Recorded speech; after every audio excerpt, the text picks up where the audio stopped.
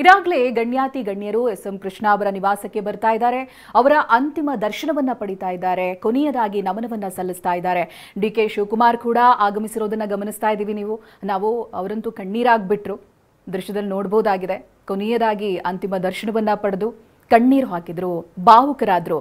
ಯಾಕೆಂತ ಹೇಳಿದ್ರೆ ಎಸ್.ಎಂ. ಕೃಷ್ಣ ಅವರು ಡಿ.ಕೆ. ಶಿವಕುಮಾರ್ ಅವರಿಗೆ ರಾಜಕೀಯ ಗುರು, ರಾಜಕೀಯಕ್ಕೆ ಪ್ರೇರಣೆ, ಅವರಿಂದ ಕಲ್ತಿರುವಂತಹ ಪಾಠಗಳು ಸಾಕಷ್ಟಿದೆ.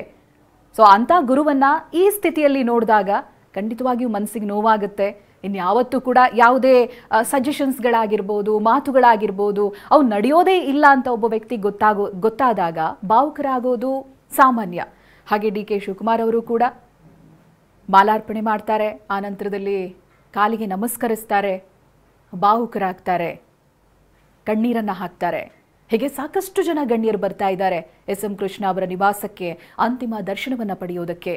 ಅದರಲ್ಲಿ ಸ್ಯಾಂಡಲ್ವುಡ್ ತಾರೆಯರು ಇದ್ದಾರೆ, ರಾಜಕೀಯ ಗಣ್ಯರು ಇದ್ದಾರೆ. ಇವತ್ತು ಚಳಿಗಾಲದ ಅಧಿವೇಶನ ನಡೀತಾ ಇದೆ. ಅಲ್ಲಿಂದ ಬಂದವರು ಕೂಡ ಸಾಕಷ್ಟು ಜನ ಇದ್ದಾರೆ. ಎಸ್.ಎಂ. ಕೃಷ್ಣ ನಿಧನಕ್ಕೆ ಡಿಸಿಎಂ ಡಿ.ಕೆ. ಕಣ್ಣೀರನ್ನ ಹಾಕಿದ್ದಾರೆ. ಪಾರ್ಥಿವ ಶರೀರದ ಮುಂದೆ ಡಿ.ಕೆ. ಶಿವಕುಮಾರ್ ಕಣ್ಣೀರಿಟ್ಟಿದ್ದಾರೆ. ಎಸ್.ಎಂ. ಕೃಷ್ಣ ಜೊತೆಗಿನ ಒಡನಾಟವನ್ನ ನೆನೆದು ಕಂಬನಿ ಮಿಡಿದಿದ್ದಾರೆ ಡಿ.ಕೆ. ಶಿವಕುಮಾರ್. ಸತತ 35 ವರ್ಷಗಳ ಕಾಲ ಪ್ರಾರಂಭದಲ್ಲಿ ಡಿ.ಕೆ. ಶಿವಕುಮಾರ್ ಅವರು ಎಸ್.ಎಂ. ಕೃಷ್ಣ ಅವರೊಟ್ಟಿಗಿದ್ರು. ಅವರ ಜೊತೆ ರಾಜಕೀಯ ಜೊತೆಗೆ ಹೇಗೆ ಎದುರಿಸಬೇಕು ಸವಾಲುಗಳನ್ನ ಅನ್ನೋದನ್ನ ಕಲ್ತಿದ್ರು. ಡಿ.ಕೆ. ಶಿವಕುಮಾರ್ ಅವರು ಒಂದ್ ರೀತಿ ಎಸ್.ಎಂ. ಕೃಷ್ಣ ಅವರನ್ನ ಗುರುವಾಗೇ ಪರಿಗಣಿಸಿದ್ರು.